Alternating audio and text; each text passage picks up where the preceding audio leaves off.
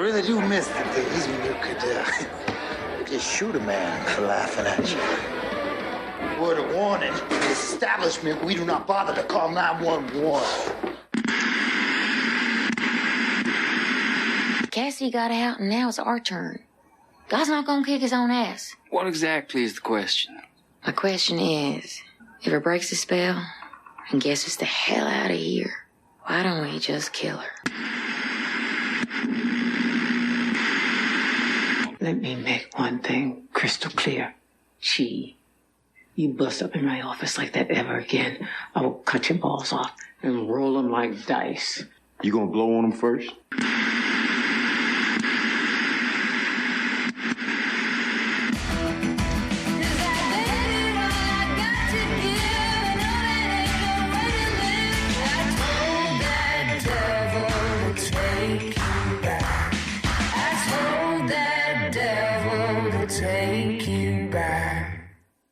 Hello, everybody. Welcome back to the Fandom Zone.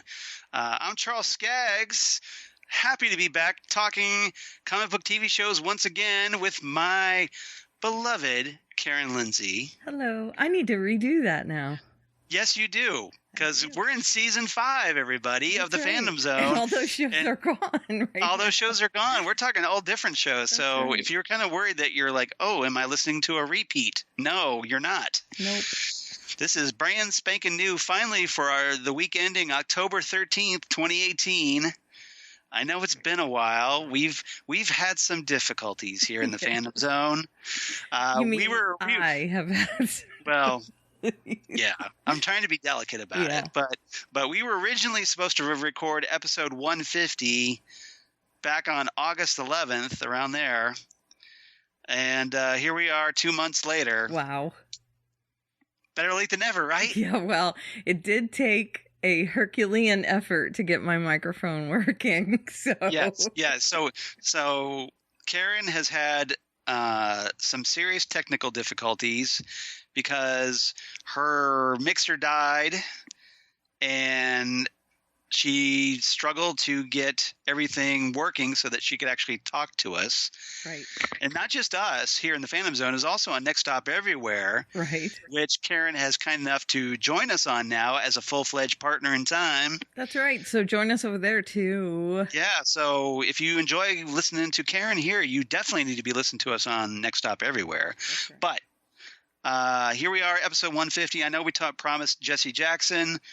Unfortunately, we're lucky to get this out. So. That's right. So we're just going to jump back in and talk about the regular shows. Episode 150. Let's just jump in and do what we do best. Exactly. It's like a new beginning. That's right. It kind of is. Because that's one of the titles of our episodes this week. It is. So guess what the title of this episode is going to be? A New Beginning. Yeah, A New Beginning. That's very nice. I think that's very fitting. Mm-hmm. And so we're here smack dab in the new fall season. We're kind of like a couple into The Gifted. So we're going to obviously talk about episode 3 of The Gifted. We have the season 9 premiere of The Walking Dead we're going to talk about. And then we're also going to talk about the season premiere of The Flash on its 5th season and Black Lightning season premiere. So we got 3 season premieres this week. And catching up on The Gifted. So big stuff. And I'm definitely looking forward to talking about it with you, Karen. Yeah, me too. So exciting. Right, so let's dive right in. Let's do. All right. So The Walking Dead, season 9. Can you believe it's season 9 already with that show? No, I can't. Episode 1, A New Beginning, written by new showrunner Angela Kang, directed by Greg Nicotero. That's right.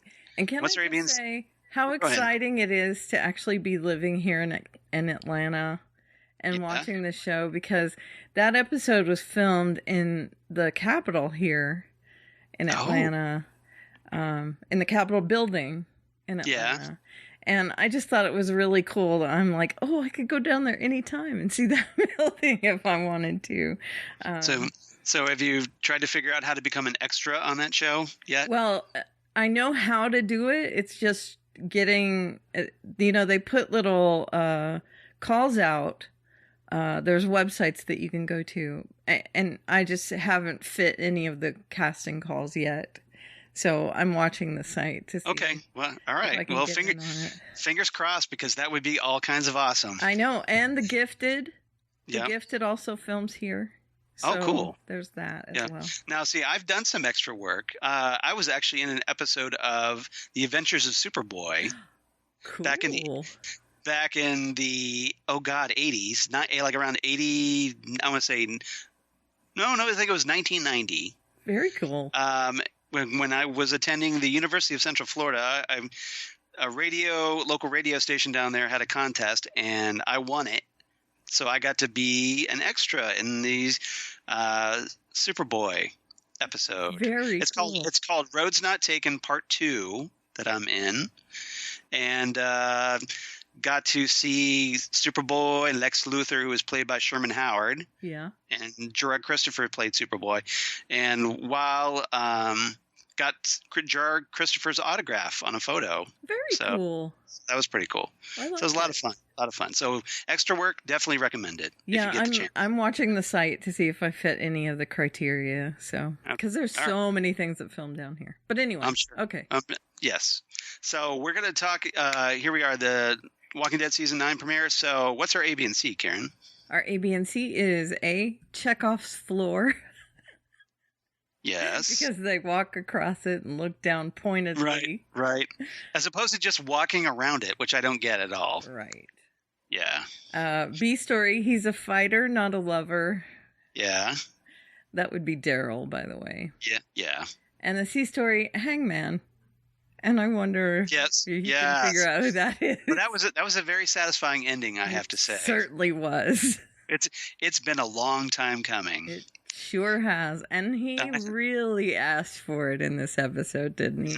My wife, Laura, and I have been kind of like going back and forth about whether we want to continue with The Walking Dead after Rick and Maggie leave the show. Yeah. But at least for right now, that was good. We enjoyed that. I was very happy. So, yeah. All right. So let's.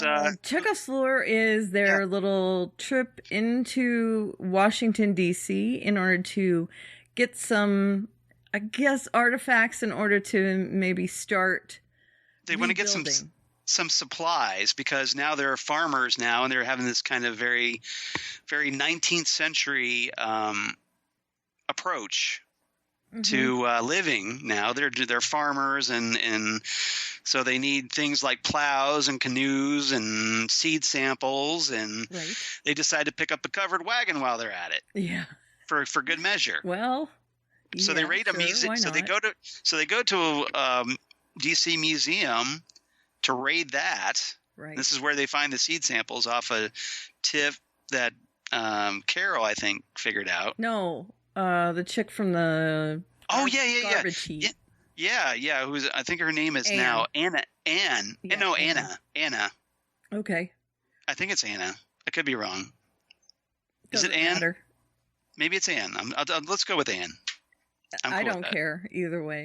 I don't know for sure. So I don't either. All right. You can see the amount of research. All I know is she looks so much better now. Yeah, because she grew her hair out. She doesn't look like a Vulcan anymore. Right. She doesn't talk weird. She talks like a normal human being. Right. So funny how that switch got flipped all of a sudden. Yeah. But hey, I guess she's gonna be sticking around for a while. Yeah, and she was a teacher in real life, which is pretty cool. She took her class there, apparently. Yeah. So that's how she knows. Right. Right.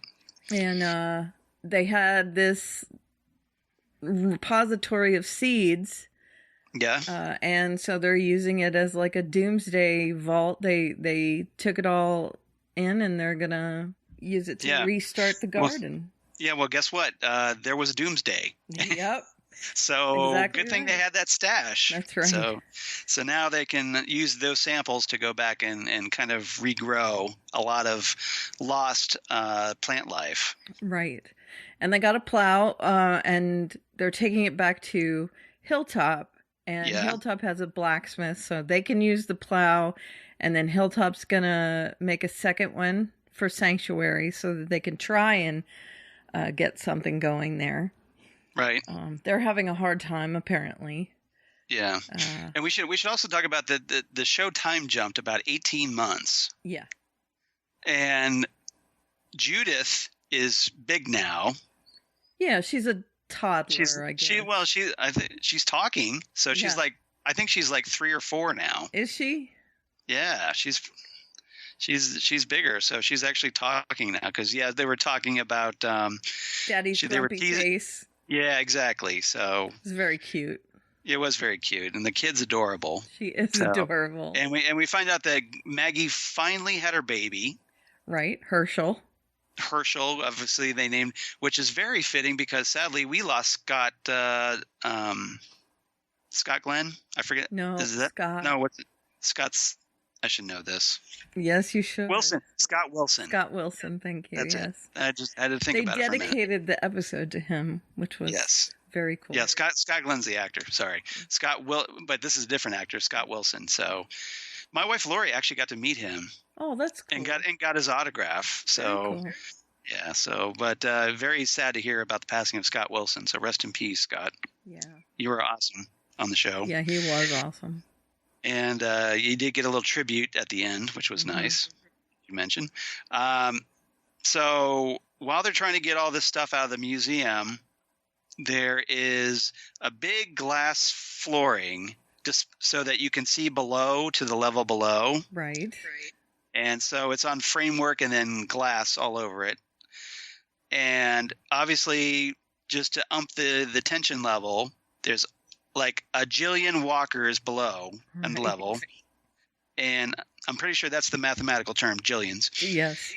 And everybody. It was exactly a jillion. A jillion, yeah. So the group is lowering this covered wagon down the staircase and onto the glass. Right. And the question is whether it can support the weight of said object. You would think that it would because they got it in there. Right. Well, but they probably got it in a different way. Yeah, through like a freight elevator, right? Although those aren't running, obviously. Right. The thing that I noticed is at least they're planning ahead. They're all hooked into the pillars so that if they fall, they won't fall very far. Right. They were connected to each other too. So right. Yeah. So that they can all kind of like if you were on the scaling the side of a cliff. Right. With a group party. Like carabiners almost. Yeah. So they're doing this. It starts scratching the glass a little bit. Everything's creaking a little bit. Yeah, you hear the cracking. Rick kind of frustrated me because half the time he was walking on the framework, but then half the time he was ignoring the framework. I know. I'm like, really dude, mad. Walk on the framework right? or don't. Yes. Pick one or the other. And I'm like, he was just, I don't know if Andy Lincoln was paying attention to what he was doing there, but you think he would have made a point to stay on the framework for better support. Yeah. And obviously the glass breaks. And to make the tension high enough, it was on the very last thing. Right. And it was with the very last person, and it was Ezekiel. Yes. Who has a girlfriend now. Yes, Ezekiel getting a little love action, the sweet loving down by the fire. Yeah. Oh, yeah. He's gonna make love to his woman. That's right. Oh, hold on. Down by the fire. Oh, yeah. I've missed that porn music. Did you really?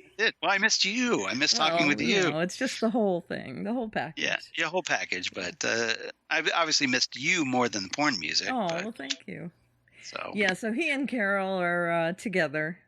Yeah. And he falls in, and I think so. He's all dangling and swinging around, and and the walkers are trying to grab him and pull him down. So the question is, well, did he get scratched, bit, whatever? Probably they seem to ignore scratching anymore. They kind of do. But they remember that used to be a thing. Don't get scratched, and now they're all who cares? They're all grabby. Yeah. Daryl was the one who saved him from the one who was going to bite him, from the walker who was going to bite him. And I thought that was really interesting because, you know, there's always that kind of tension between Daryl and Carol. So all you Carol shippers Daryl. So have to now be, what is it, Karzekiel? Or... Yep. I like Karzekiel. You like Karzekiel? I do. I think it works too. Although Carol, Ezekiel pops the question in this episode. He sure does, and that. But Carol's just kind of like, let's just slow this down a little bit. Yes, you're embarrassing me. Yeah, put it away. I told you not to ask me, and you're not going to ask me on a horse. Gosh darn it. Yeah. she's really upset about that. Right. And she even goes further later on when Daryl decides he wants to leave the sanctuary.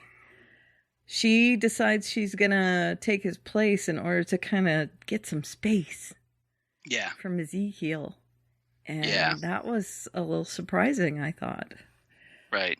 Now, Ezekiel at the end of the episode tells her, look, I'll be whatever you need me to be. Mm-hmm. So we'll see what happens. Ezekiel's pretty laid back, but... Yeah, Daryl is acting like, well, I guess I should have said something, but he never said anything. He never made a move. Nope. So, because we don't know basically what sexuality Daryl is. No, we don't. He's completely asexual on this show. He kind of is. Yeah. I do think he has a thing for Carol, though. I think Carol had a thing for him, but Daryl never acted on it. Right. Well, to be fair, Daryl had plenty of other stuff to worry about. Right, but he's not like he didn't have opportunities to talk about it. So, same with Carol. Mm-hmm. So, but Ezekiel, I guess he's not as hesitant as Daryl. Nope. He made his move. He went right in. Yep. He's like, I'm gonna take your woman. That's right. Although I don't think he had a clue that there was something between them because he didn't ever see them interact. Well, yeah, it's like I can't step on your toes because you never dipped your toes in the water. There was no toe to step on. Right. Exactly. Yeah, so and to move along, we did have a death there on the way back. They couldn't go across the bridge, so they ended up having... Yeah, this is one of the Hilltoppers named Ken. Yeah, poor Ken. And some of the Hilltoppers are not happy because they think he died for nothing. Right. Because they got a broken plow out of the deal. Well, you know what? It's a plow. Fix the plow. You can fix it. Right. It's a plow. And that spurred the whole Hangman storyline, but we'll get to that in a minute. Yeah, The one thing that that I took from all that is, that kid went back for the horse, and I can see where that would be a huge deal. A horse is a huge resource. Right. And Rick, I thought, rather casually tossed that aside. Yeah. He seems like don't worry, don't go back for it. And Ken was probably like, we kind of need them. Right. And he was the horseshoer in Hilltop. He realizes how important they are. Mm-hmm. And he did end up saving the horse. Now, he's a big resource as well. Right. So, it's not the best trade-off. No, it's not. But I get where he's coming from. A horse is a big deal. Yeah. So, yeah. Oh, well, maybe Ken just cared for the horse and didn't want to see it ripped apart. There's that, too. Because horses don't... We've talked about this, that horses do not fare well on The Walking Dead. They don't. So I was amazed that someone actually escaped. Yeah, I know, me too. But he does know the value of a horse, I think. Yeah. And I think that was a lot to do with it. So anyway, I was sad to see him go. But that does set up the whole story where Maggie has to go back and tell his parents. Yeah. Now, Tammy and Earl Rose, and Tammy is played by Brett Butler. I was just going to bring that Go up. ahead. Sorry. Brett Butler, the comedian, Brett Butler. Yeah, who's looked unrecognizable there for a moment. I'm like, wait, whoa, that's Brett Butler? Whoa. I knew who she was. I've seen her in other stuff recently, and she looks like that. So, I was like, it's time, things happen, things change. That's true. But yeah, I was like, oh, it's Brett Butler. And I thought, well, at least we'll get to talk about it on the show that, she used to have her own sitcom. Yeah. The Brett Butler Show. Is that what it was called? I don't know. I didn't watch it. Something else. I don't know. I didn't watch it. I don't remember. And one of her jokes was that her boobs were so saggy that she could stick a can of cat food up underneath each one. That I always remember that as one of her jokes. But I just think it's funny that she was playing this woman in this episode, and she came from this whole other background, this comedian background. But the last thing I saw her in, she was also a dramatic actress. So I think she's doing a really good job. Yeah, it's not like she did a poor job. She's obviously did great. Can be just fine as a dramatic actress. And, she's obviously upset. She kind of calls out her husband, like, why aren't you being a man and standing up to Maggie here? What kind of man? Yeah, she totally emasculates her husband. Yeah, and he says no kind of man. Yeah. And then he kind of hangs his head and walks off. Yeah. Or he's just kind of like, I'm tired of dealing with you. Yeah, I think that's a lot of it, to be honest. Yeah, so and this kind of leads ultimately to a little minor rebellion at the hilltop. Mm-hmm. That attempted coup, perhaps. Coup by 3 people. Yeah, I know, but still attempted 4. coup. Yeah, no, so 3. led, of course, by everybody's favorite douchebag, Gregory. Yeah, now he earlier in the episode, Maggie mentions to Carol and Michonne that Gregory had asked for an election at Hilltop. Yes. And Maggie won. Right, and surprise, he lost, and so he's trying to be all like diplomatic and go like, "Hey, yeah, exactly." Like, "Oh, hey, you won fair and square. We'll work together. Don't worry." Exactly, but of course, being Gregory, he's a weasel, and he's working behind the scenes to kind of take her out. Right. And trying to stir up the resentment toward her because of Ken's death. Because Gregory. Right, because Gregory. Yeah. So he gets the mother drunk. So that # because Gregory. Right. He gets the mother drunk, Ken's mother drunk, so that she'll leave Gregory alone with Ken's father. And then he Earl convinces Earl that Maggie needs to get taken out. Right. And then he goes to Maggie and says someone defaced Glenn's grave. Right. Low blow, man. And the way he did it was so obvious. Yeah, it was. It was, just like, oh, and by the way, someone, not me, defaced. Well, and it wasn't Glenn's defaced either. Right. He was just getting her to go there. Yeah, you might want to go check. You might want to come with me and check this out. Right. So she does go there. Be sure to come alone. Right. She does go to the grave. He says, "Well, you can wait till the morning. You don't have to go right now." And he knows that she's going to go right now because it's Maggie. Yeah. Anyone would, to be honest. Yeah, especially when it's your husband's grave. Right. Yeah. So Maggie does go, and Earl's laying in wait, and she knows it's Gregory because because Gregory. Yeah, so there's like she gets assaulted by a hooded guy. Enid and the others come to her rescue, revealing the guy in the hood to, of course, be Earl. Right. Jesus and Enid. Yeah, so Maggie gets all up in Gregory's grill. And Gregory tries to take her out personally, even though she calls him out saying, "You had to put someone up to it. You're such a coward. You had to put someone up to it." And he says, "Well, I'm not a coward now." And she ends up subduing him anyway. Easily, because, she's a fighter and he's not. # because of Gregory. Because Gregory. Yep. You like that hashtag, don't you? Yeah, I do. It's good. You can use it for almost anything, really. Pretty much. # because Gregory. Right. And so he gets overpowered, And then the next day, Rick and Michonne show up at the hilltop. Rick tries to get Maggie to agree to give supplies to the sanctuary and help repairing the bridge. And Maggie, she says that she'll do that she'll give supplies only if the sanctuary members do the work on the bridge. Right.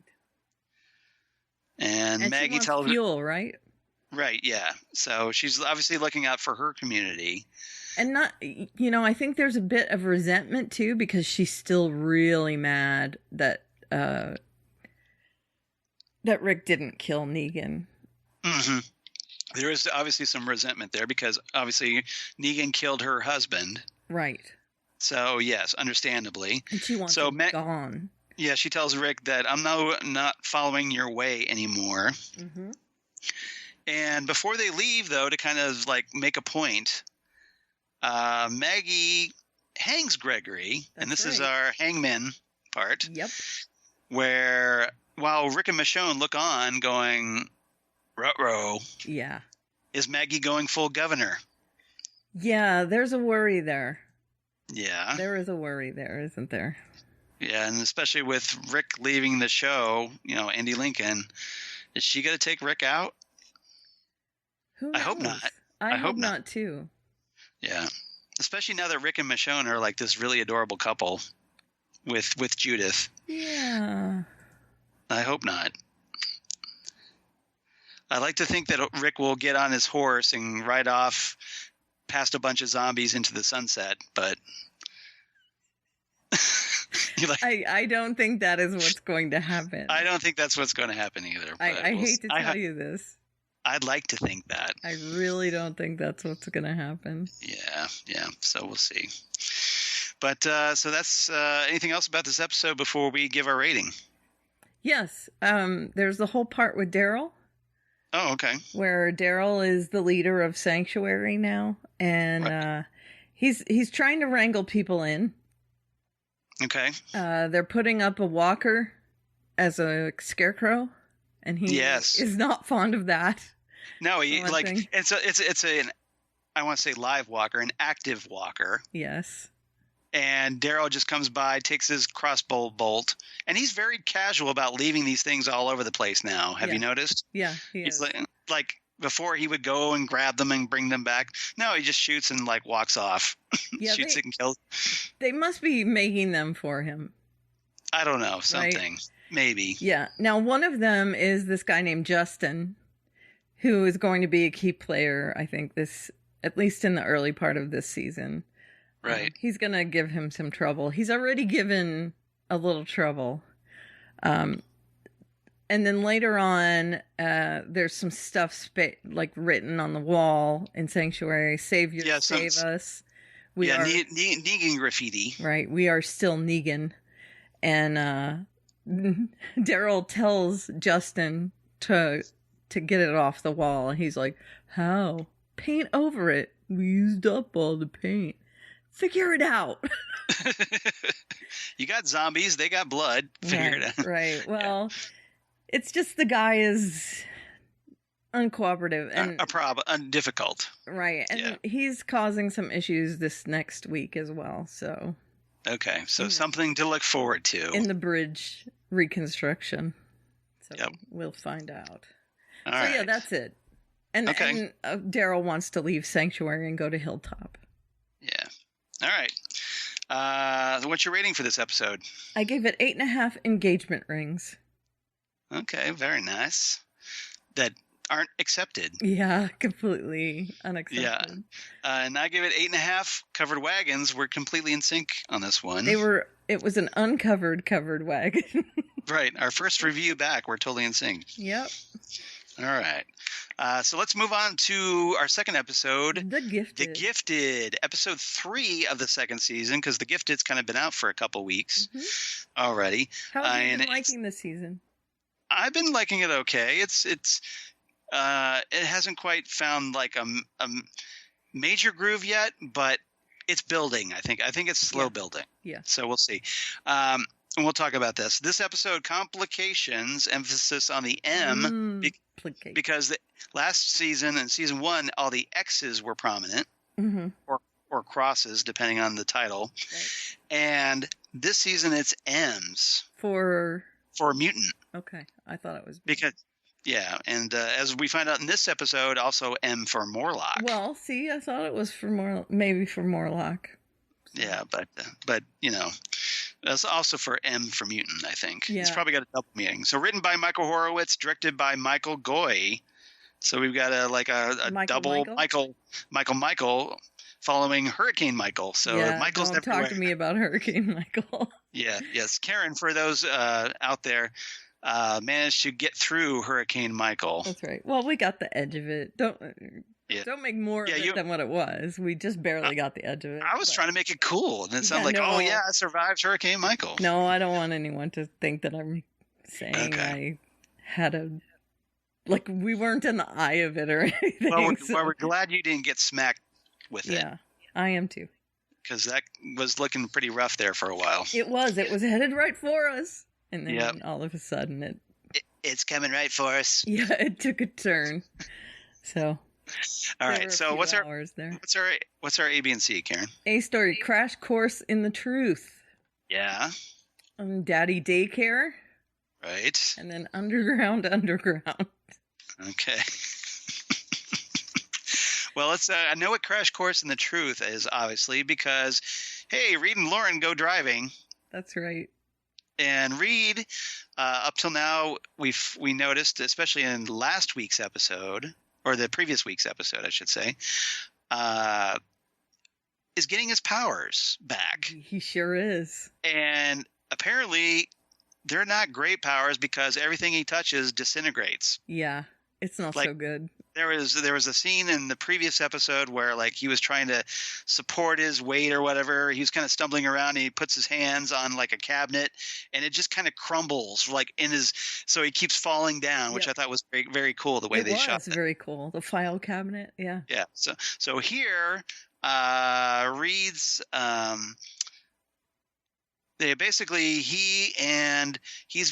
Reed has been essentially stressing and gripping in secret. Right.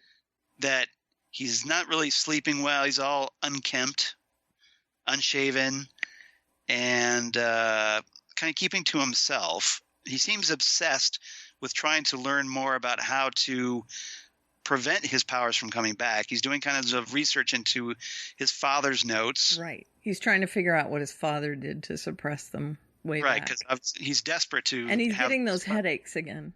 Right. That he got when he was a kid. Yeah, so... and he's not telling the truth to anyone. He's not telling anyone. And there was also another storyline with Truth, but... yeah. It was not... It's just Thunderbird. It's obviously... It's straining his relationship with Lauren and it's straining relationship with Caitlin, his wife. Right. And so they end up going... I guess... they need to go talk to this guy named Shatter. Right. And Caitlin encourages Reed to bring Lauren with him to go meet Shatter because of Lauren's powers, presumably. So they get in this car and they're driving along, and then all of a sudden, Reed's powers, starts getting his headaches. And I'm sure you were very sympathetic with that. I was. And all of a sudden, his hands start glowing, and Lauren's kind of freaking out looking at his hands, and Reed has his hands at 10 and 2 on the steering wheel, which crumbles to dust in his hands. That's not so good when you're driving. No, it's not. So I have to think that Reed takes a lot of special care when going to the bathroom these days. I would hope. Let's hope so. That could be really awkward. If he feels the headache coming on, he better hold it. And, taking care of having some personal time is probably better not hold right it. out as well. That's probably right out. Right. Personal time is right out. Sorry. You like how I phrased that? Inappropriate. Yeah. I was trying to be very delicate about it. It's very nice. But so the car crashes, understandably, and it kind of causes a bit of a ruckus, obviously. Yeah, because they're like a construction site or something. Yeah, Lauren is so unhappy with him because he's obviously been keeping this from her, right? And so Mom and everyone else at the base. So there's this stress of the shock of the revelation combined with the fact that, oh hey, people are coming around and cops are coming around, and they end up having to go on the run. They steal like an SUV or something, and then eventually get out of there. And who sees them? Yep, Jace, who just so happens to Jace, as we find out, has been watching so far. Jace has been at home trying to do the right thing by his wife and not be obsessed with mutants, but of course that lasts all of 2 seconds. They keep dragging him back in. Exactly. I tried to get out, but they keep pulling me back in. That's right. But it's not like it's going to work because no one believes him because of all that stuff that happened in Atlanta. Exactly. And here's the thing, that he goes to the a police department in D.C.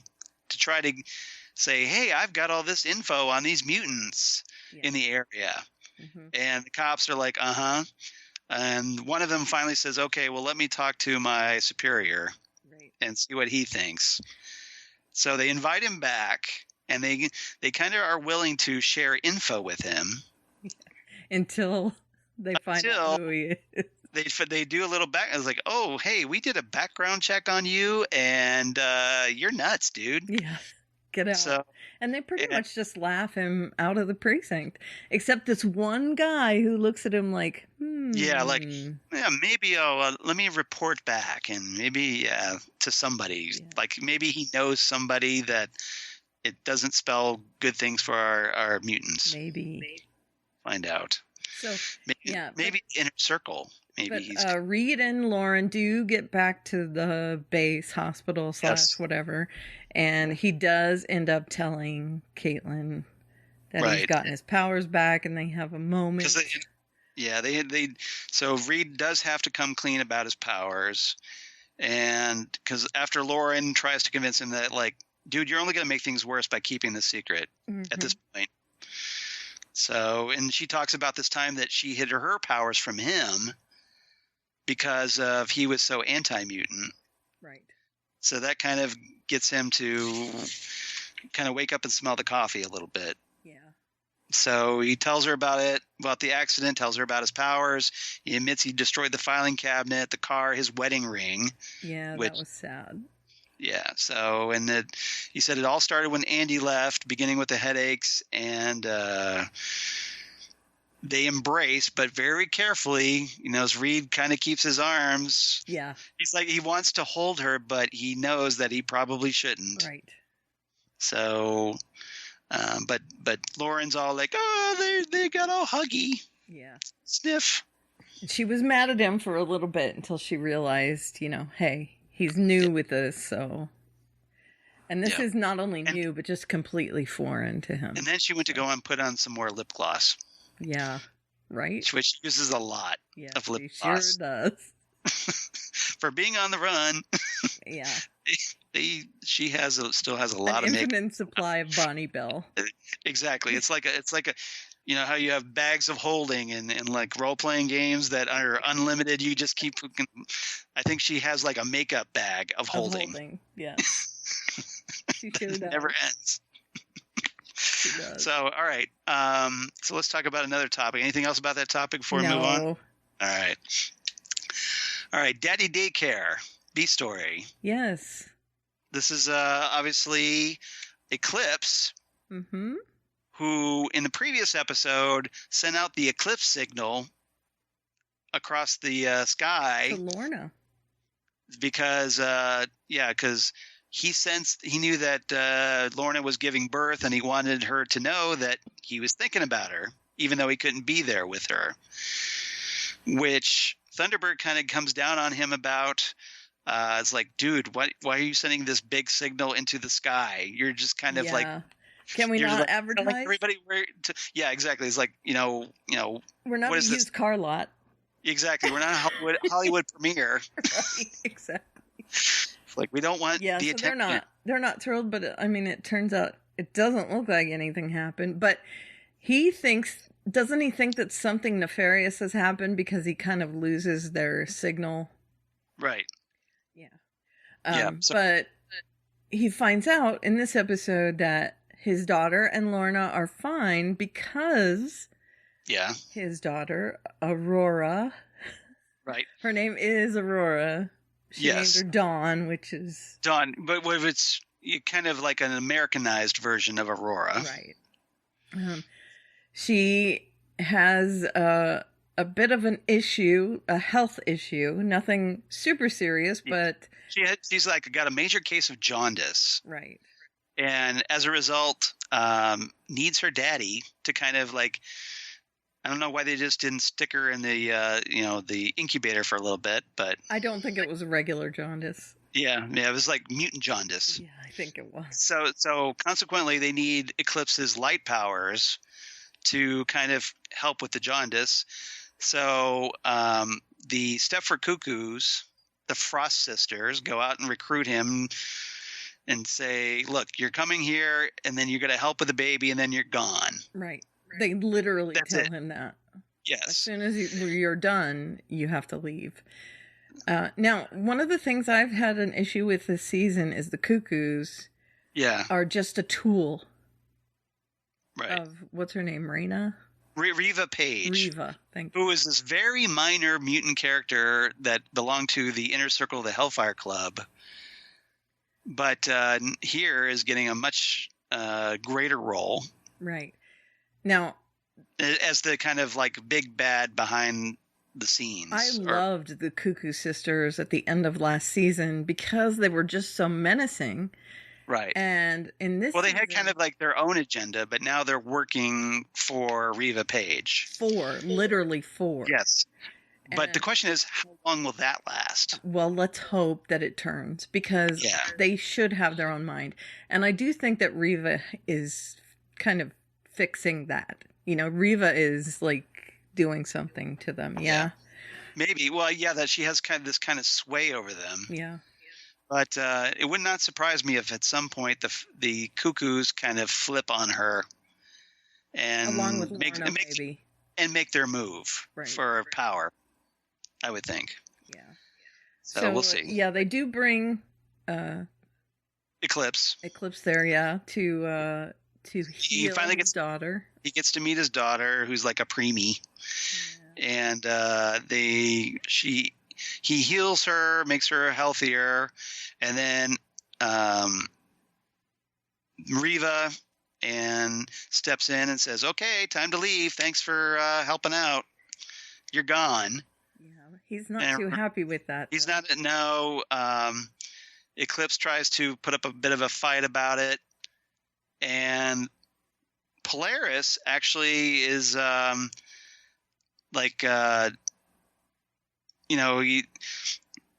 to dismiss him. Like, look, this is the way it has to be. But as he ends up fighting Reva Page, he tries to scream that to Lorna that they're lying to her. Right. That they're manipulating her mind and stuff. Yes. They're in your head. And Andy is watching on as Reva and Eclipse have this battle in the hallway. Yeah, and Reva unleashes her voice power that turns his powers on himself and burns his arm and takes him out.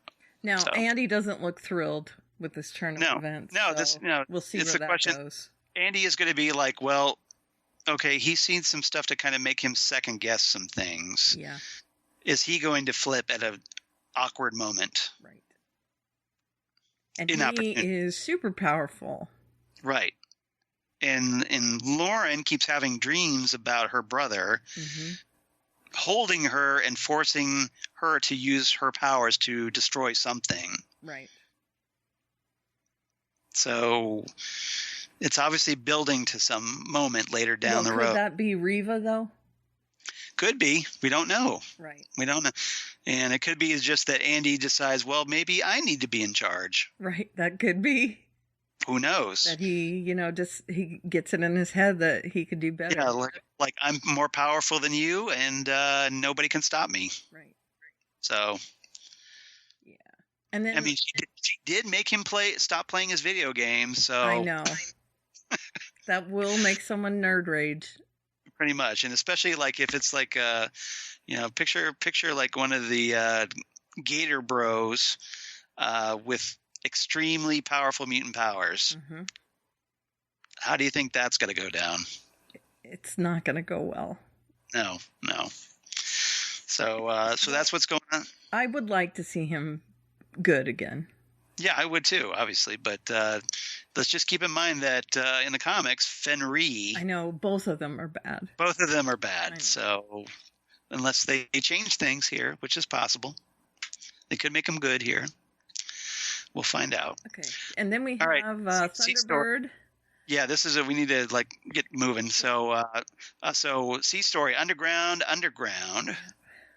And this is our big first look at the Morlocks, everybody. If you're an X-Men fan, you got to be geeking hard about this. I was a little intrigued by them. These are mutants that cannot pass for normal humans. That's right.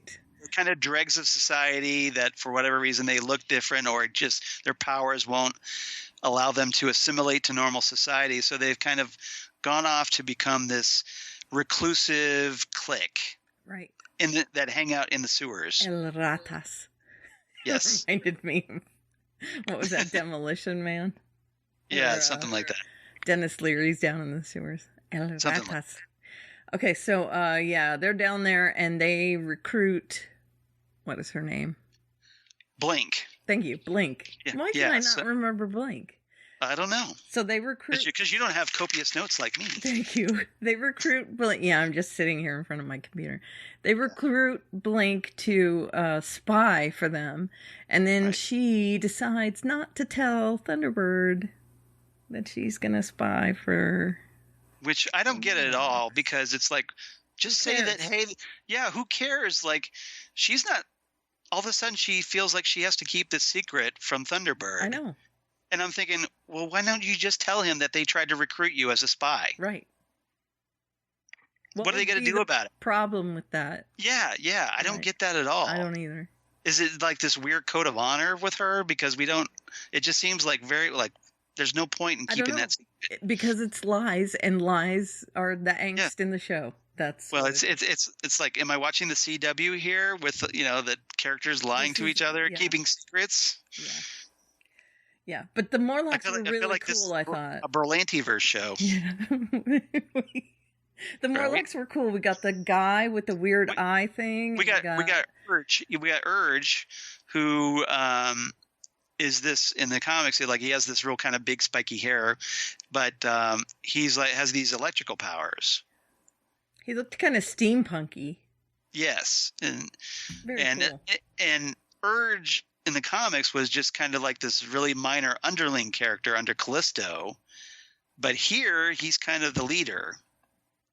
So I don't know if we're going to get Callisto, but we're definitely getting Urge, and seems like he's much more of an Ezekiel type leader. Yeah. Is that a fair comparison? Sure, like a king. Sure. Yeah. Yeah, kind of. Just that he's in charge of the community. He's the leader, and he tries to tell them that Thunderbird and Blink that they choose this life for themselves. Right. So, and it seems like they've had some interaction with the Inner Circle before. Yeah. So. And, they talk about like they brand themselves with M's on their face. They say they want freedom. And then Blink kind of points out that, well, hey, the X-Men also fought for freedom. But Urge is like, well, they only fought for tolerance. Right. And people only tolerate the things that they hate. Mm-hmm. So, and that's kind of where they make this deal to give this info to Blink in exchange for her being their spy on the above ground. Right. And that's kind of where we're left with that for now. It is.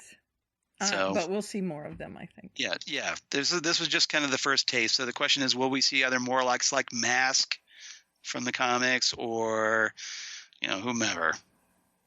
And that was played by Michael Loyer. Yes. Loyer, I guess. From Hamilton.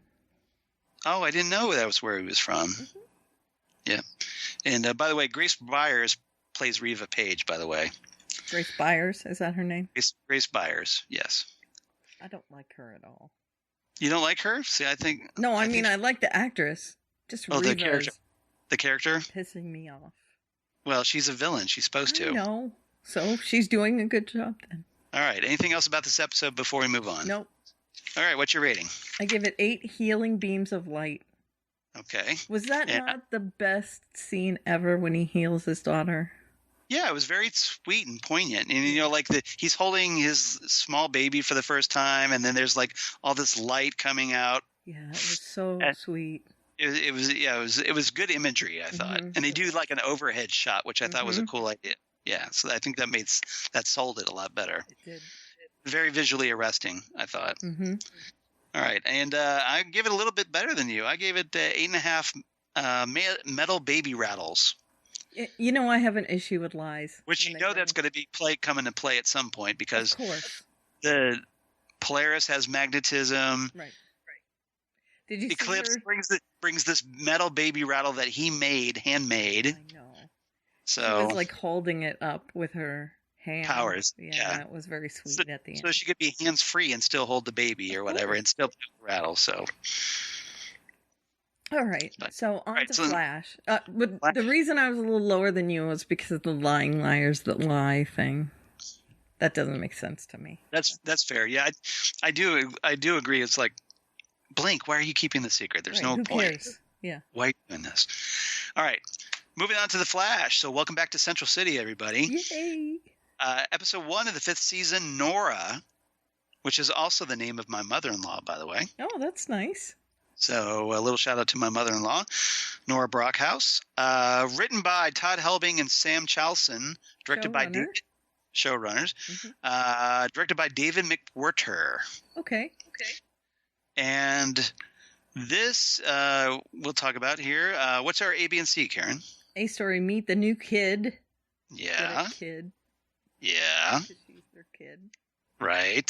Okay. I see what you did there. Gridlock is the word. No, you should have called it New Kid on the Block. No, thank you. No? Two on the nose? 2 on the nose, yeah. All right. Gridlock is the worst. Yes. Oh, a little trivia bit. Gridlock, played by Daniel Cudmore, a.k.a. Colossus from the Bryan Singer X-Men films. Oh, that's awesome. Yeah, a little trivia bit there. Yes. So DC and Marvel. Exactly. So he goes both ways. Yep. I've heard it both ways. You've heard it both ways. And then C-Story every 17 years? Question mark. That it has to be Cicada. It sure is. See, because I know that's nice. Because we share the same. Well, that and also that we have cicadas here in Ohio, so. Yeah. And they never shut up. So just quick background, cicadas. For those of you who don't have them, because I know California doesn't have them. Right. Cicadas go underground and then they emerge like 14, 17. There's different. Yeah, there's like these bugs that they come out every 17 years or so. And they are the worst. They're huge. They have these loud. big, loud chittering noises that they make.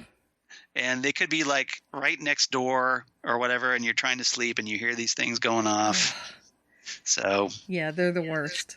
Yeah, it's not like they all just show up 17 years later. There's like a bunch of cicadas one year, and then there's a bunch of cicadas the next year, and a bunch of cicadas the year. There's different waves. There's like a 14-year cicada and a 17-year cicada and a 12-year cicada. Ugh. And then there's every year cicadas. Believe it or not, they're small though. But Cicada here on The Flash is the new big bad for season 5, played by Chris Klein. Yes. Who I think was in the American Pie movies. Yes, he certainly was. Yeah, so I haven't seen those movies, so I'll take your word for it. It's been a very long time for me. I think I saw them when they first came out, or the first one was the only one, and that was plenty for me. Okay. So what's our AB? Oh, yeah, we did that. Yeah. Okay, so Nora. Yeah, meet the new kid. Let's talk about her. So Nora. You've been more right. we talked about this. XS, everybody. Yep.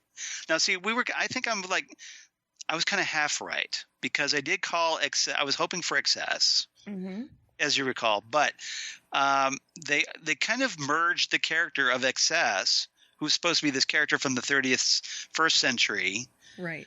Like also one of a further descendant, also like one of Barry Allen's grandkids, right? Like a cousin of Impulse, right? So not their direct descendant, but not their direct daughter, because their daughter in the comics is Dawn Allen, Dawn, right. Twin sister of Don Allen, and together they were these heroes in the future called the Tornado Twins, of the kids of Barry Iris. That she might be one of them. So what they decided, kind of. Yeah, so that was that too. So like, I'm sort of right about this. I'm sort of right about that. Yeah, but you did say XS, so I did say yes. So I was very happy about that because she did have XS's personality. Yep, she sure did. So I'm glad about that. So what they decided to do apparently is to combine XS with Dawn Allen and make her Nora West Allen, the daughter of Barry and Iris and granddaughter of Joe, as he finds out in this episode. Right. There wasn't a lot of Joe, but the Joe we got was pretty quality, I have to say. Well, yeah, because there's that moment where he finds out that Cecile still has her telepathy after giving birth to their new daughter. Oh, good. Yes. Great. You mean you can read my mind still? Great. Yay. Yeah. And then when does anybody have powers but me and Iris? At the end of the episode.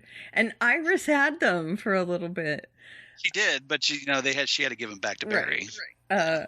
So at the end of the episode, when Nora decides she's going to stay for a little bit, she says she's going to stay in the lounge and find him in there. And everybody's just like, what lounge? Yeah.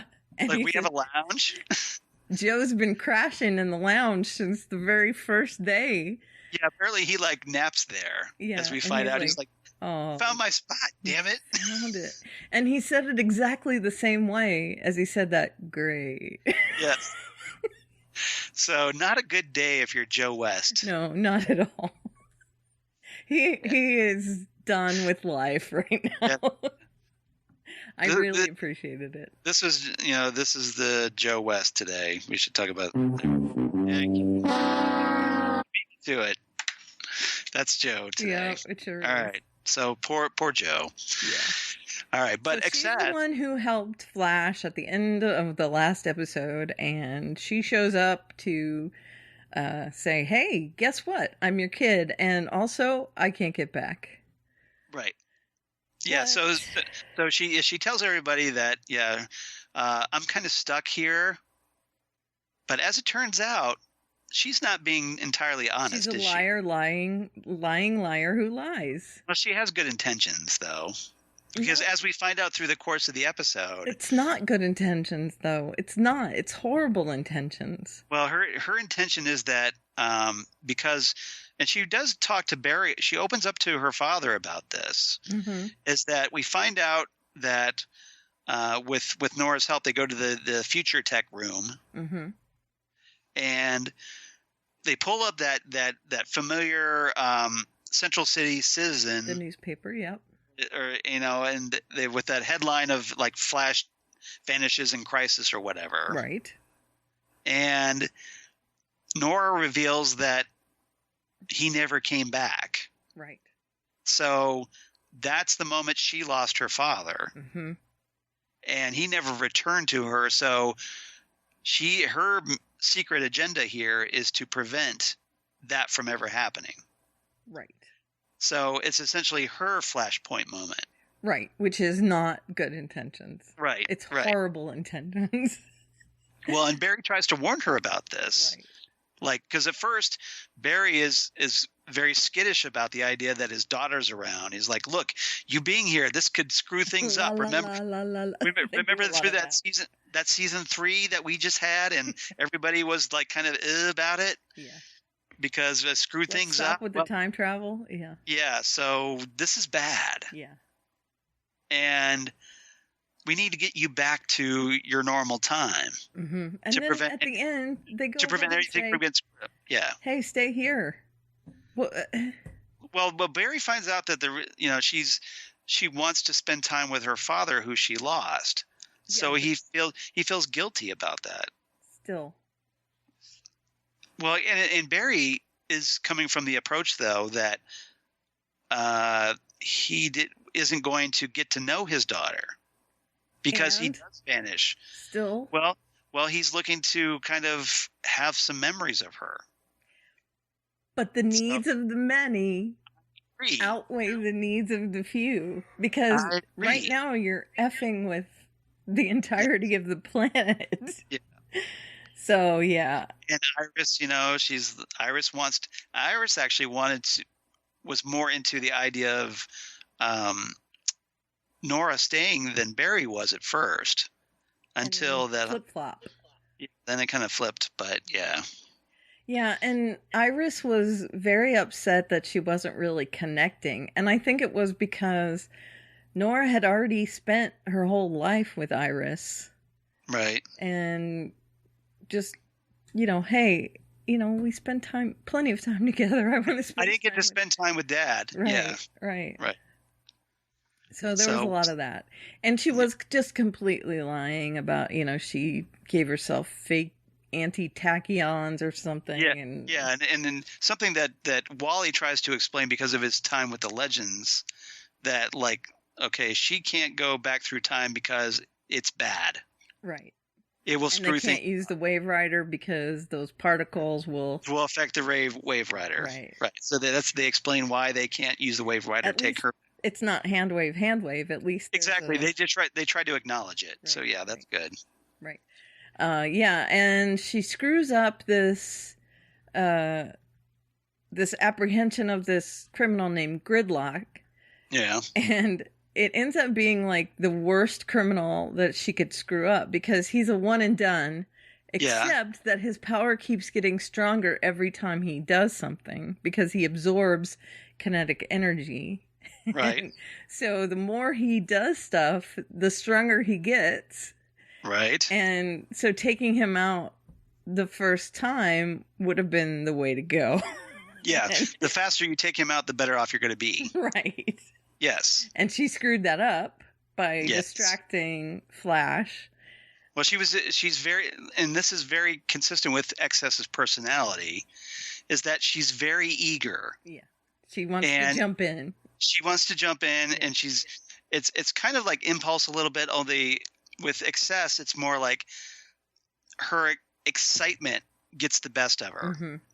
It's not like she tries to do the right thing, but she gets ahead of herself, and it kind of causes problems. Right. And that it does cause quite a few problems. So everybody's just like, you need to dial it back a little. Yeah. They were. Even Barry says that when she shows up at his office. Right. And he keeps doing this sort of, kind of acrid-y kind of hand gestures and where didn't your Iris, your mom, he keeps stammering and, couldn't you just stay there? He just doesn't know what to do about it. And he tells her, okay, so you're a good CSI, which she is. She's a CSI in the future. Right. Just like Dad. Right. But, you really need to stay out of things so that you're not changing the timeline or, doing something. And by the way, they didn't hire anyone for Barry's job. So he's got 1,000 jobs to get through. Because they did explain that we see Captain Singh again. And he tells Barry that, everything got all cleared up. You're clear to come back to work, following the Thinker debacle story. Yeah, debacle. So that's all worked out. But of course, everything's been backlogged because nobody's been around to do the CSI work. So Barry's got to catch up on all that. Right. But good thing he's the Flash, right? He'll be just fine.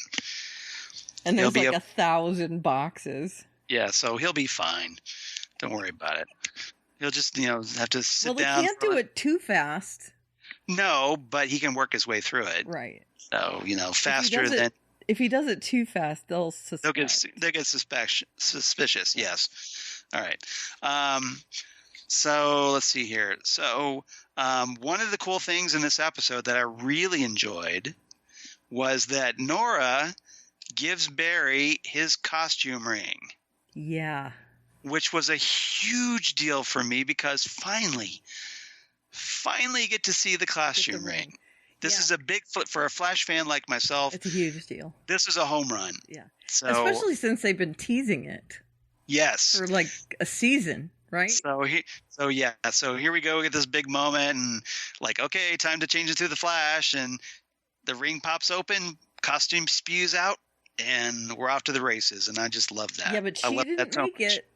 No, Adam made it. Yeah. Which was cool. Right. So that's cool. Because we haven't heard. Now the question, I don't know if Barry will get to keep that ring, but I hope so. Oh, I'm sure he will. Yeah. So very cool. It's almost like a bootstrap paradox. It creates itself. Right. It was created, so it was created. And yes. I love how she talks about the Flash Museum, which is something also that was very nerd alert. She also gave a shout out to Dexter Miles, the head of the Flash Museum, which, as a Flash fan, made me smile. That was really cool. There were a lot of Easter eggs in this episode. There were a lot. And then poor Cisco is drowning his sorrows over his lost love. Right. Through the whole beginning of the episode, and he is just too shit to the wind. He's hitting the sauce a little bit. A lot. Drunk Cisco, everybody. Yeah, that was a strange. Yeah. Strange occurrence. Strange sight, yes. Yeah. Yeah, and Ralph is kind of bonding with Caitlin a little bit. Have you noticed? I have. Are they trying to put them together, do you think? I kind of wonder if it'd be weird because, hey, Caitlin has usually attracted to supervillains. Yeah. But you know what? I'd be okay. I want Sue. I want Ralph with Sue. It's his destiny to be with Sue Dibney. Sue Dearborn, who becomes Sue Dibney. Yeah. But here so far is that Ralph works with Caitlin. They're talking about the disappearance of Killer Frost. So Ralph's kind of getting back up to speed on everything because he's forgotten everything. Well, he was in the Thinker's mind, right? So he's kind of been in a timeout, right? All this stuff happened, so he's kind of like, oh, Barry and Iris have a kid now. Oh, and this happened and this happened, right? And where's Killer Frost now? So at the end of the episode, Ralph does a little digging. And he's a little suspicious about her father, so he gives this packet to Caitlin. It's her father's death certificate, which Ralph explains is a fake. Yep. Dun, dun, dun. Oh, hold on. There you go. So I'm guessing Ralph, because he's the ductile detective, will be helping Caitlin figure out what exactly happened to her parents. And we know that Caitlin's father is supposed to appear later this year, along with the return of her mother, Dr. Carla Tannhauser. Yeah. Who is not the warm and fuzziest person ever. No. So, do you think she knows about Daddy? Probably. Would not surprise me that maybe something Daddy's probably up to no good. Yep. Which would kind of explain Caitlin's attraction to supervillains. It sure would. Because if her dad ends up being a villain, that'd be how daughters end up being attracted to someone like their dad. Sure. Sometimes. Not all the time, but sometimes. Calculator shows up. I knew I had something in common with her. Exactly. Oh, wait, your father's the calculator. Oh, no. Felicity. So you're related to Felicity. Oh, no. Felicity, have I got news for you? Yep. You got a half-sister named Caitlin Snow? No. She's Killer Frost? No. I'm just saying, they look a lot alike. Yeah.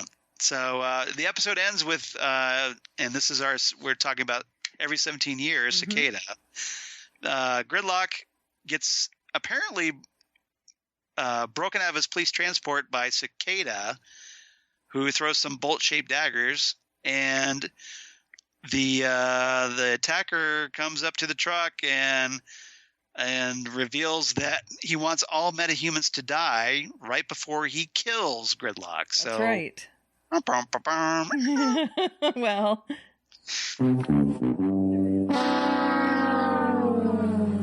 yeah. And whoopsie. Now, again with the wanting to take out all metahumans. Really? Yes. Really? Well, with the Thinker, he was that to absorb I want to take their power. He wanted their powers. Yeah, and yeah, still, yeah. Can't we do something else? Yeah, I'm a little nervous about the storyline. We'll see where it goes. We'll see where it goes, unless there's a purpose for it. He's cool and all. I mean, yeah, but we'll see. He's not a speedster. Yeah, exactly. Well, and like Thinker wasn't a speedster, so until he got the powers of one, right? So yeah, or something. It was a good episode. Yep, and good, strong, I thought, beginning, and I'm really enjoying Jessica Parker Kennedy as XS. I like her. She's very endearing. All right, what's your rating? 8.5 many verses, as Ralph calls them. Right. Yeah, because Ralph thinks he's like come up with the concept of the multiverse on his own. That's right. And everybody's just kind of like, "Oh, you're killing me." Yeah, yeah. And he says they could be many verses, and they're like multiverse. And you all know about it. So he's a little disheartened that he didn't come up. Yeah. But anyway, it was a good moment. And I give Ralph right now. Yeah, Ralph is great. I know some people don't like Ralph. I love Ralph. I love Ralph. And I think he's great. He gives a lot of good. He's good comedic relief for the show. I give it 9 out of 10 Flash costume rings. This was a big home run for me because costume ring, everybody. Easter eggs, yeah. Easter eggs galore in this episode. Yeah. So very happy about this. Again with the lying liars who lie, though, for me. Yeah. But so we'll see where the season goes. I'm worried about the whole butterfly effect thing. That rating may drop later on, but for right now, a good strong opening. I love the Easter eggs. Yes. All right. Final show for the week, and it's a good one. Black Lightning 201. I got to take a breath before I read off this episode. Right. Because damn, Salim Akil. The Book of Consequences, Chapter 1, Rise of the Greenlight Babies. I'm just calling it Rise of the Greenlight Babies. That's fine with me. Yeah. That's fine. Rise of the Greenlight Babies is written and directed by Salim Akil, showrunner. And this was a great one. What's our A, B, and C, Karen? I gave it just barely better than Glasses for the A story. Yeah. B story you came up with, Garage Band. That's B-A-N-N-E-D. Very nice. Yep. And the C story you also came up with, but I thought of it as well earlier. I just didn't know. But you liked my title. You liked my title better. I like her because she sleeps above her covers. 4 feet above her covers. You like the way I put feet in all caps to emphasize it, like Bill Murray does. Well, that's how he says it. Yes. 4 feet above her covers. Ghostbusters. Yes. So I can resist. She's a dog. Yes. But in this case, so we'll talk about that. So just barely better than Glasses. And that is... someone finds out about Black Lightning. Yes, that's true. Yes. So Detective Henderson, the Commissioner Gordon of Black Lightning, essentially, there's a bit of a moment in the show where Jefferson, or is it here? He goes to talk to Henderson, and Henderson lays out all the evidence he's compiled that, surprise, Jefferson Pierce is Black Lightning. Right. And with nowhere to go, and he talks about, he confides to Lynn later on. He's like, I'm kind of tired of lying to Henderson. So he cops to it. And he he doesn't come out and say it, but Henderson figures out that, well, okay, if you're Black Lightning, then that means Anissa is Thunder. Well, he asked if Lynn is Thunder first. Right, which is fair. Yeah. But he's like, no, Lynn's not Thunder. And then he's like, oh, it's got to be Anissa. Yeah. And sure enough. And so Henderson's kind of like, there's a little bit of friction there. He's like, he said that he wasn't told. He's upset, but he doesn't do anything about it. He's not like, I'm going to take you in. Right. So they just kind of like, hey, dude, we're friends. How come you didn't tell me? Right. So there's some hurt feelings there, but so they kind of take a timeout at the moment. And then Lynn goes back, or Jefferson goes back, talks with Lynn about it and tells her that Henderson knows about him and Anissa. Mm-hmm. And Lynn reassures him that Henderson is a welcome friend and he can trust him. And I think he can. Yes, I think so too. I haven't seen any indication that he can't. I think Henderson's a good guy. Certainly you can trust him more than shady vice principal. No kidding. Kara Foudy, who we'll talk about here in a minute. Yeah.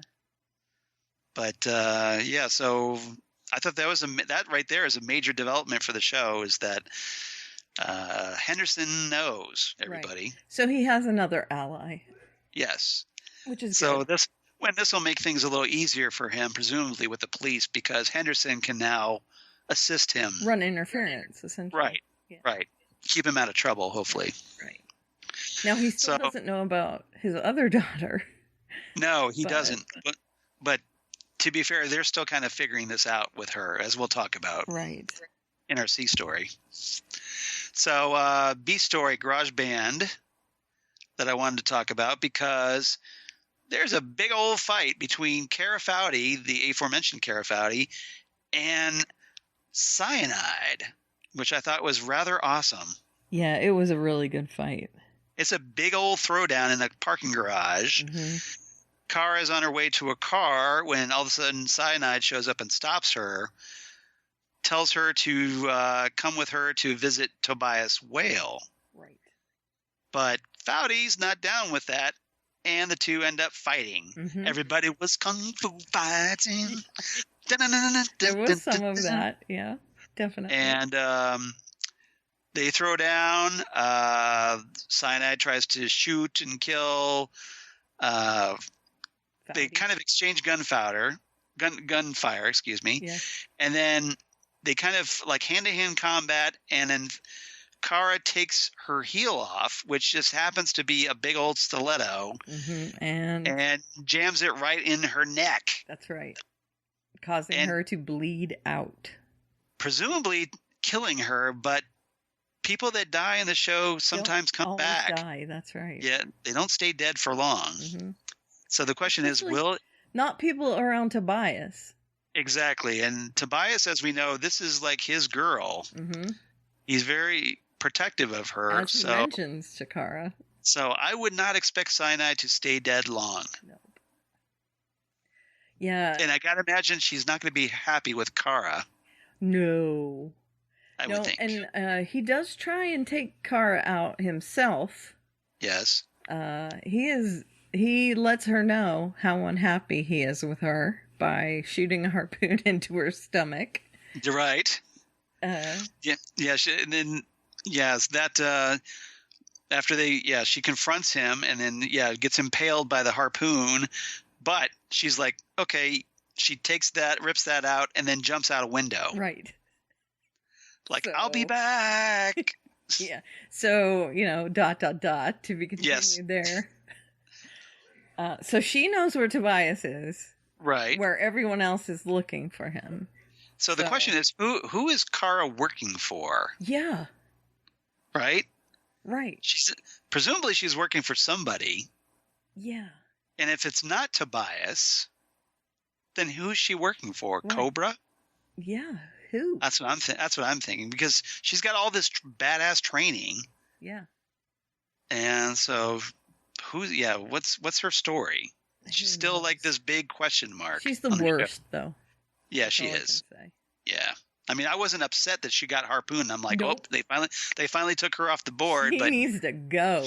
She's apparently very tough to kill. Yeah, because she was just ugh, yeah, such a toady last season.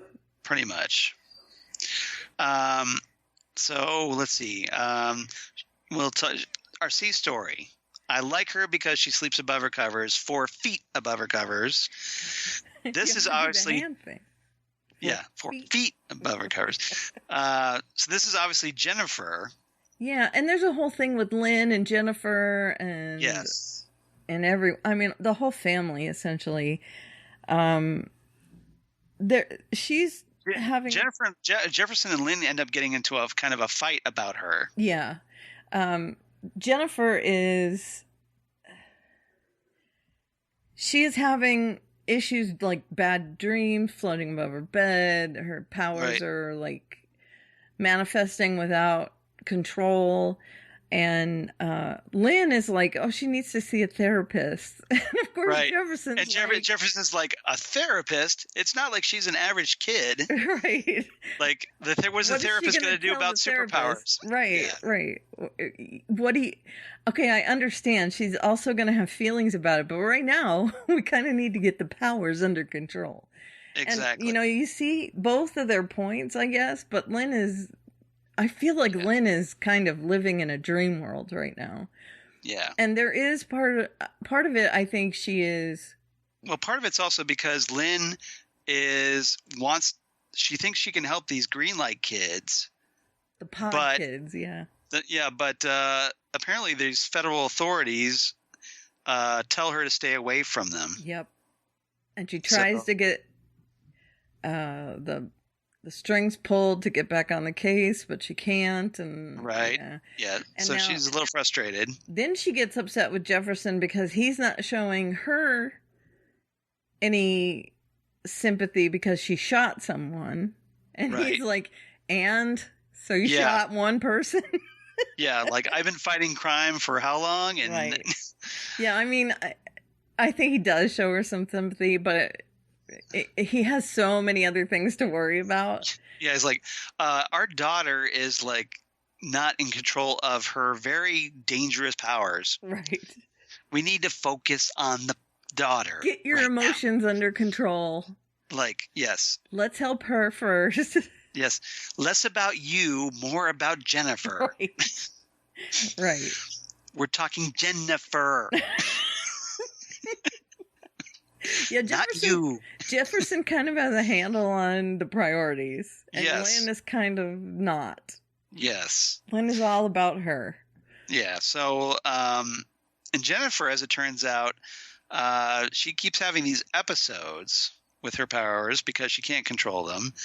Mm-hmm. There's this one moment later in the episode where she's talking to one of her friends, and she starts having an episode and tries to conceal it from her friends. So she goes to the bathroom. Yep. And then her powers kind of take over a little bit. Right. And her friend is just the worst, by the way. Right. Right. Well, she talks about like everybody with powers are freaks. And that kind of was what kind of triggers. Why is she even friends with this girl? I don't know. I would have gotten up and left. Yeah, well, maybe that's probably what she tried to she got all upset because of what her friend was saying, and her powers flared up. Yeah. So Lynn calls Jefferson home, says, our daughter's in the bathtub. Yeah, you might want to check out what's going on. Yeah. She's got like this orange force field around her. So he pulls her out of the tub and gives her like a big old Black Lightning bear hug. Yep. To kind of smother this force field and kind of cancel it out. Right. And which thankfully it works. Yeah, that was just a crapshoot though. Exactly. He had no idea that was going to work. Mm-hmm. So, and then last thing we see Jennifer in this episode, she's levitating above her bed again, still surrounded by that electrical energy. Yep. And we'll see where that goes. Presumably, someone needs to step in. So you'd think, hey, Mom, you know how to help the green light kids, right? Well, how about we figure out what to do about our daughter? Right. Let's not mess with the pod kids so much. Let's focus on this one kid. Yeah, our kid. Right. How about and then focusing? Once you get her settled, yeah, then worry about the other kids. yeah, exactly. So we'll see. I get that like Lynn wants to like look out for these other kids. Yeah. But while she's having a problem with her own kid. Yeah. Focus on your kid. Yeah, exactly. Yeah, that was an issue I had with this episode. Was like Lynn kind of goes back and forth. She gets to be a bit of a frustrating character because like one week she's like, I don't like you guys going out and fighting crime. And then the next week she's like, oh, hey, I'm ready to help out. Right. And then the next week after that, she's all like, I don't like you guys fighting crime. She vacillates. Very capricious. Yes. And then there was a little storyline. I think it's going to be important, but Jefferson is having a chat, and he has decided he's going to resign in order to keep the school open because... Yeah. Well, essentially what they say is they threaten to shut it down because of there was this big attack on the school at the end of last season. Right. And they think that Jefferson wasn't around to be responsible for it. So when really they did everything they could to push him out. So exactly. So they're kind of taking this to the extreme by saying, well, we're just going to shut the school down. Right. Which seems like a big overreaction. That's so dumb. Yeah. So Jefferson says, okay, they get what they want. I'll resign if they keep the school open. Right. So presumably that's what happened. So Jefferson's out, and I don't think that's going to go over well with the community. Nope. I don't think so either. So maybe they'll rally to his support and get him reinstated. Because he is beloved. Exactly. So we'll see what happens. But so that's what's going on. So we'll see. Anything else about this episode? No, I enjoyed it. Okay. All right. What's your rating? A good season. Yeah. What's your rating? Because I don't know what your rating is because you didn't put one in. Yeah, I did. Oh, it just says the number. It doesn't say the thing by it. There's something next to it. Maybe. Okay, not in mine. So what's your rating? I don't know what. Harpoons. Oh, okay. All right. That's what it says right there. Okay, well, I haven't gotten it yet. For whatever reason, it didn't update on mine. Because we have the shared Google document, everybody, in case you're wondering what we're talking about. Yeah, it was doing that to me earlier, so. Yeah, it's a little stubborn. I give it 9. I really like this episode. I give it 9 stiletto heels in the neck. So The Flash and Black Lightning were winners for me. Yeah, that's going to leave a mark. Yeah, but it is. A little bit of you should see someone about that. You should get a Band-Aid for get that. A little scratch there. You got yourself a little nick on your neck. I was watching a QI episode. Yeah. Do you know what that is? I don't. Okay. Quite Please interesting is what it stands for. It's a British show, and it's like a quiz show. All right. And they go around and it's like the reverse of IQ. That makes sense. Okay. Think about it. QI is IQ flipped. Yeah. And they have like British comedians on, and I love this show so much. They're on P right now. Okay. It's been going on this long. Each year is a new letter. Oh, okay. So it's series P. And Terry Hatcher was on this episode. So that would be the 16th season. Mm-hmm. And Stephen Fry was the host until 2 seasons ago, and now Sandy Toksvig is the host now. Right. But Terry Hatcher was on, and in the lightning round at the end, they had a few Superman questions, and she got them all wrong. Of course she did. She's not going to know a thing about Superman. What is Superman's real name? And she said... She got that wrong? Jor-El. And the guy sitting next to her, the comedian sitting next to her, said, no, it's Kal-El. And she said, oh, well, that's why I wasn't very good on this show. Oh. She was super funny through the whole episode, though. Super funny. Yeah. That's funny. It's been a long time. Yeah, since still. She was on that show. Still. You would know Kal-El, though, wouldn't you? People have asked her about through the years. Has to, you would think. You would think. I would think. Yeah. All right. And what the S on his all right, but remember, for, actresses, who knows? I don't know. All right.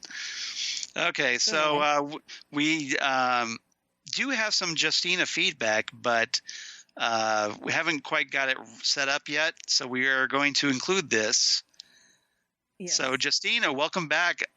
I have a whole inbox full of several 2 months worth of but we're not going to put those in. No, we're not. We're going to just do the recent one. But we'll listen Justina, just know that we did get your feedback. We did. But sadly, we weren't able to record, and so we're very sorry about that. So I'm sorry for all your hard work that didn't happen. That's right. But this week it will begin. But hopefully we're back on track. So, and we'll listen to your feedback, and we will get that in there. So it will be in this episode, I promise. Hi, Karen and Charles. Gosh, I miss The Flash, and I miss you guys too. So Barry Allen gets to lead off the superheroes this year. I see what you did there. He's the fastest, so he got to the starting line first. Very cute. I really miss Cisco's jokes, and hungover Cisco is hilarious. I find Caitlin's storyline very compelling. And how are we going to keep Nora from messing up the timeline like her dad always does? Either way, it looks like this season is going to be a super fun ride. This episode gets 9 out of 10 very expensive cups of coffee at Jitters. That's all I got to watch this week. Catch you next week with more CW premieres. And hopefully I'll be able to catch up on The Gifted as well. Have a super week. But thank you again so thank you for giving us feedback. We always appreciate you. And we'll try to be better next week. Yes. Okay? And he's looking at me pointedly because No, it's me. It's all me. No. It's me too. So all me. # me too. So no, don't you dare appropriate that. I won't. Okay. I was just trying to be cute. I know. Sorry. It was kind of cute. Right. Okay. So apart from that, everybody, if you want to reach us, just like Justina, Karen, do you want to tell them how to reach us? Sure. Okay. We are on Facebook at facebook.com/Fandom Zone Podcast. Our email is fandomzonecast@gmail.com. We are on the Twitter machine at Fandom Zone Cast. On Instagram, we are Fandom Zone Podcast. I should change that, really. That's okay. You can listen and subscribe to us on Apple Podcasts and leave us a review, Plox. Please do. Yes. So we're now back finally, and we're ready to go. So apologies to everybody. Hopefully you didn't forget about us. And please follow us on Twitter, follow us on Facebook, follow us on Instagram, and drop us a line. Let us know what you've been doing in our off season. That's right. And catch up with us. Let us know over the summer, kids. Exactly. How did you spend your summer? And let us know, and we'll be happy to talk about it, you guys, as we get your feedback. So please do. Okay. All right. So, Karen, how can they reach you in the meantime? I am at Eleveria on the Twitter machine, ALEVERIA, and there's a link in my bio to my blog at which you can find all my other links. And that includes Next Stop Everywhere. Yes. Which I also do with this lovely man across from me here. Where? And Jesse Jackson. Yeah, you. Dum-dum. She calls me lovely 1 minute, then dum dum the next. Yeah, both. I'm getting mixed messages here. And I also do a couple other podcasts, so check those out. Yeah, they're there on my blog. But especially check out Next Up Everywhere because she's awesome on it. All that stuff, yeah. Yeah, we are so happy to have you on Next Up Everywhere. I am thrilled to be there. And from what I'm seeing, that a lot of people are very happy that you're there. I've seen some feedback as well, which is very cool. It's very encouraging, isn't it? All right. So as for me, I'm at Charles Skaggs on the Twitter machine, at Charles Skaggs on the Instagram, Facebook, Charles Skaggs in Hilliard, Ohio. Right. Yeah. No Google Plus. No Google Plus. Well, all right. It's still around for a year. Yeah, but RIP Google Plus. All you crazy kids on the Google Plus.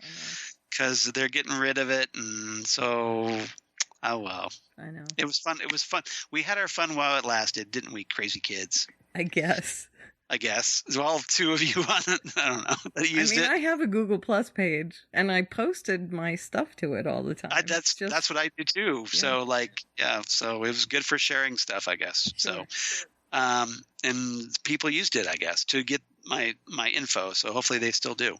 So, and my blog of geeky things. Damn good coffee and hot.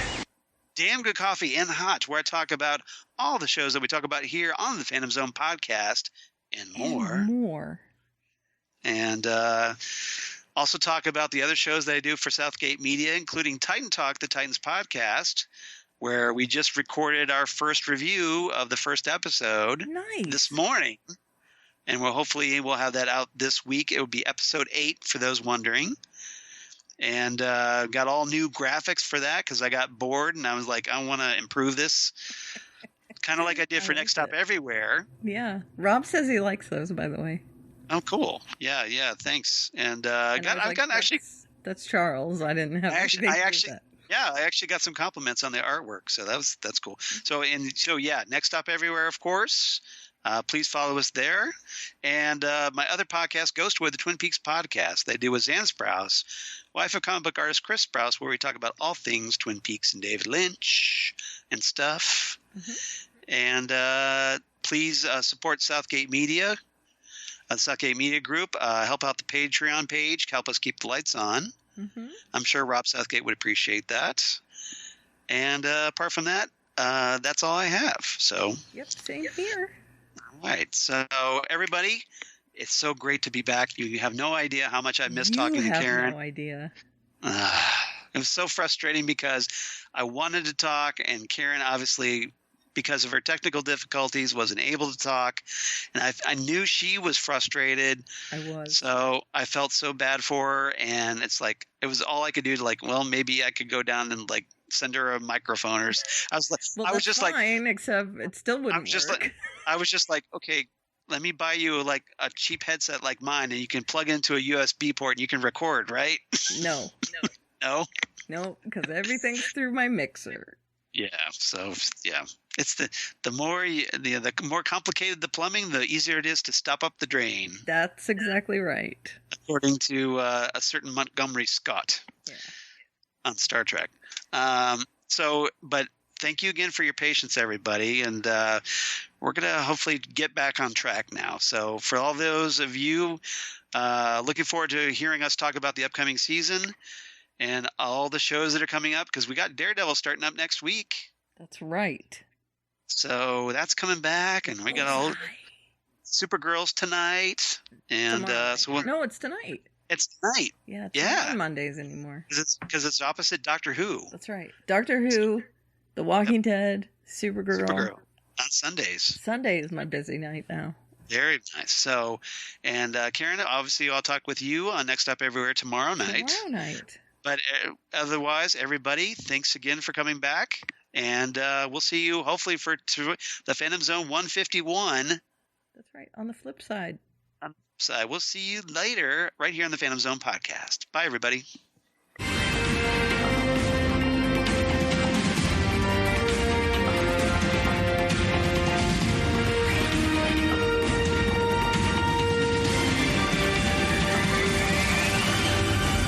Wow.